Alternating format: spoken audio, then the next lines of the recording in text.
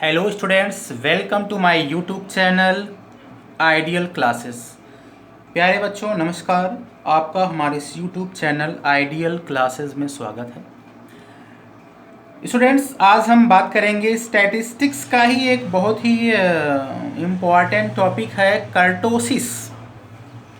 तो आज कर्टोसिस के फर्स्ट लेक्चर में हम बात करेंगे इसके इंट्रोडक्शन के बारे में और इसके डेफिनेशंस के बारे में और टाइप्स ऑफ कर्टोसिस के बारे में डिस्कस करेंगे। ठीक है स्टूडेंट, तो आइए हम सबसे पहले बात करते हैं इंट्रोडक्शन। ठीक है, इन probability theory and statistics kurtosis कहने मतलब यह है कि प्रोबेबिलिटी थ्योरी में या स्टैटिस्टिक्स में कर्टोसिस जो है, ब्रैकेट में देखो, from the Greek word kurtos, meanings is bulginess. कहने का मतलब ये है कि जो कर्टोसिस है वो ग्रीक वर्ड कीर्टोस से क्रिएट किया गया है, जिसका मीनिंग्स है बेल्जिनेस या बेल्जिंग। बेल्जिंग मतलब होता है उभरा हुआ मतलब उभार, नुकीला मतलब उठा हुआ थोड़ा सा। तो कर्टोसिस का मतलब होता है उभरा हुआ, बेल्जिनेस। ठीक है, तो प्रोबेबिलिटी और स्टैटिस्टिक्स में kurtosis is a measure of the peakedness of the probability. कहने का मतलब ये है कि प्रोबेबिलिटी थ्योरी में या स्टैटिस्टिक्स में कर्टोसिस क्या करता है, मेजर करता है किसी भी डेटा के पीक्डनेस को। पीक्डनेस मतलब होता है नुकीलेपन को, उसके नुकीलता को, कितना नुकीलापन है, कितना उभरा हुआ है, कितना उसके मतलब कि नॉर्मल कर्व से कितना ज़्यादा एक्स्ट्रा उभरा हुआ है, एक्स्ट्रा नुकीलापन है, उस चीज़ को क्या करता है, मेजर करता है। किसमें? Of the probability distribution of a real valued random variables. कहने का मतलब कर्टोसिस क्या है कि प्रोबेबिलिटी थ्योरी या स्टैटिक्स में दिए गए डेटा के प्रोबेबिलिटी डिस्ट्रीब्यूशन या फ्रीक्वेंसी डिस्ट्रीब्यूशन में उसके रियल वैल्यूज वेरिएबल के पीक्डनेस को, मतलब नुकीलेपन को मेजर करता है, उसके उभरे हुए पन को जो है मेजर करता है। कौन? कर्टोसिस। ठीक है, आगे बढ़ते हैं। इन simple word, with the help of kurtosis we try to know the degree of flatness or peakedness of the frequency curve। अगर हम सिंपल वर्ड में कर्टोसिस को समझना चाहें तो कर्टोसिस क्या करता है, हेल्प करता है, ट्राई टू नो, समझ, ये हेल्प करता है कि हम किसी भी फ्रीक्वेंसी कर्व के फ्लैटनेस मतलब होता है चिपटापन, समतलता, समतल होना, फ्लैट होना, उस कितना वो कर्व जो है, फ्रीक्वेंसी कर्व कितना फ्लैट है या पीक्डनेस है मतलब नुकीला है, किसी भी डेटा के फ्रीक्वेंसी कर्व के चिपटेपन, फ्लैटनेस या नुकीलेपन, पीकनेस के डिग्री को जानने की कोशिश हम करते हैं। किसके हेल्प से? कर्टोसिस के हेल्प से। Okay student, in simple word with the help of kurtosis we try to know the degree of flatness and peakedness of frequency curve. हम कर्टोसिस के हेल्प से किसी भी डेटा के फ्रीक्वेंसी कर्व के पीक्डनेस और फ्लैटनेस के डिग्री को जानने की कोशिश करते हैं। ठीक है, अब हम बात करते हैं डेफिनेशंस ऑफ कर्टोसिस। तो कुछ वैसे तो बहुत सारे डेफिनेशंस हैं, कुछ इंपॉर्टेंट डेफिनेशन हम आपके साथ डिस्कस करेंगे। फर्स्ट है, according to Croxton and Cowden, a measure of kurtosis indicates the degree or to which a curve of a frequency distribution is peaked or flat topped। कहने का मतलब इन्होंने क्रॉक्सटेन और काउडेन ने अपने अकॉर्डिंग डेफिनेशन में जो है कर्टोसिस का डेफिनेशन दिया है। कर्टोसिस जो है, मेजर ऑफ कर्टोसिस, वो इंडिकेट करता है डिग्री ऑफ किसी भी कर्व की डिग्री को, उसके फ्रीक्वेंसी डिस्ट्रीब्यूशन की डिग्री को ये मेजर करता है कि वो कितना पीक्ड है, मतलब कितना नुकीला है या कितना फ्लैट है, कितना समतल है या चिपटा हुआ है। ठीक है। अकॉर्डिंग टू गैरेट के according the term of kurtosis refers to the peakedness and flatness of a frequency distribution as compare with to normal. Garrett साहब ने कहा कि कर्टोसिस जो है वो क्या करता है, रिफ़र करता है किसी भी डेटा, किसी भी फ्रीक्वेंसी डिस्ट्रीब्यूशन को कंपेयर करता है नॉर्मल कर्व से, उसके फ्लैटनेस को या उसके पीक्डनेस को। ठीक है। According Simpson and Kafka the degree of kurtosis of a distribution is measure relative to the peakedness of a normal curve. भी उन्होंने वही कहे हैं, एक नॉर्मल कर्व से वो कंपेयर करता है कि वो कितना पीक्डनेस है, कितना नुकीला है कोई curve. In 1905 Karl Pearson introduce 3 broad patterns of peakedness. 1905 ईस्वी में कार्ल पियर्सन ने इंट्रोड्यूस किया 3 पैटर्न ऑफ पीक्डनेस, नुकीलेपन के 3 पैटर्न को क्या करा, इंट्रोड्यूस किया। वो है, पहला है लेप्टोकार्टिक। लेप्टोकार्टिक का मतलब होता है leptokurtic curve means more peaked curve.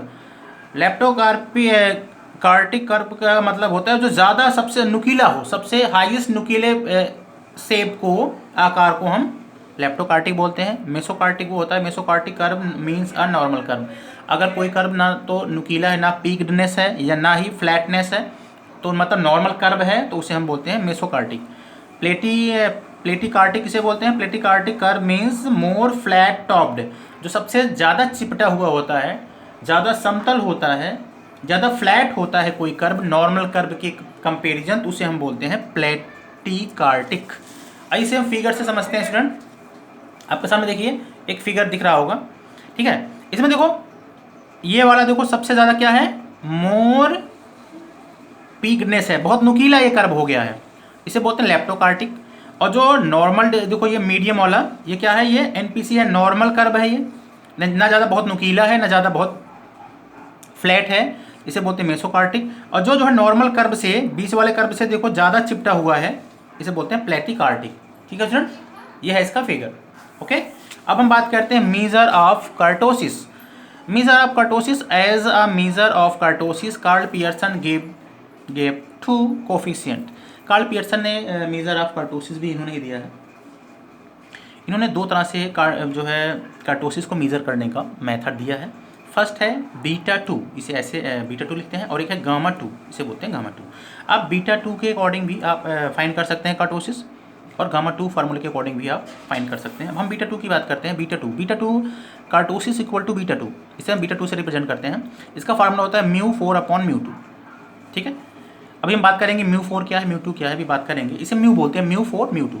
ठीक है, तो इफ़ बीटा 2, अगर बीटा 2 की वैल्यू 3 आता है, द कर्व इज मेसोकार्टिक। अगर मान लो कि हम इस फार्मूले से किसी भी डेटा का बीटा 2 की वैल्यू फाइंड करा, अगर 3 आ गया, एग्जैक्ट 3 आ गया, इसका मतलब है कि वो मेसोकार्टिक है। मेसोकार्टिक मतलब होते हैं वो नॉर्मल कर्व है, मतलब ना ज़्यादा बहुत चिपटा है, ना ज़्यादा बहुत नुकीला है, ना ज़्यादा बहुत पीक्डनेस है, ना बहुत ज़्यादा फ्लैट है। लेकिन इफ़ बीटा 2 ग्रेटर देन 3, अगर बीटा 2 की वैल्यू 3 से ज़्यादा आता है, तो वो क्या है, लेप्टोकार्टिक है। लेप्टोकार्टिक मतलब कि वो पीक्डनेस है, नुकीला ज़्यादा है। और अगर बीटा 2 की वैल्यू 3 से कम आता है, तो वो क्या है, प्लेटिकार्टिक है, मतलब वो चिपटा हुआ है, फ्लैट है। ठीक है स्टूडेंट, ये तो हो गया आपका बीटा का फार्मूला। अब हम बात करेंगे गामा के फार्मूले का। बीटा 2 के फार्मूले से ऐसे निकाल सकते हैं, और अगर गामा 2 के फार्मूले से आप निकालना चाहें तो गामा 2 का फार्मूला होता है gamma 2 equal to beta 2 minus 3। देखो यहाँ भी बीटा 2 तो निकालना ही पड़ेगा, या आप कह सकते हैं इसका दूसरा फार्मूला होता है μ4 माइनस 3 μ² का स्क्वायर। इस फार्मूले से भी निकाल सकते हैं। अगर गामा 2 की वैल्यू 0 आता है तो कर्व होगा मेसोकार्टिक। मेसोकार्टिक मतलब नॉर्मल कर्व होगा, ना ज़्यादा नुकीला, ना ज़्यादा चिपटा। अगर गामा 2 की वैल्यू ग्रेटर देन 0 आता है, मतलब पॉजिटिव आता है, तो कर्व क्या होगा, लेप्टोकार्टिक। लेप्टोकार्टिक मतलब ज़्यादा नुकीला हुआ, ज़्यादा ऊंचाई वाला, ज़्यादा जो है पीक्डनेस होगा। और अगर गामा 2 ही होगा, सॉरी, यहाँ पे अगर गामा 2 की वैल्यू लेस देन 0 आता है, मतलब नेगेटिव आता है, इसका मतलब द कर्व इज प्लेटिकार्टिक। प्लेटिकार्टिक मतलब वो फ्लैट होगा। ठीक है स्टूडेंट, अच्छा अब हम बात करते हैं कि μ1 क्या होता है। μ1 को बोलते हैं फर्स्ट मोमेंट अबाउट मीन। अगर मोमेंट फर्स्ट मोमेंट निकालने को पूछे तो उसे μ1 बोलते हैं। ठीक है, इसमें हम मोमेंट को भी आपको निकालना बताएंगे स्टूडेंट।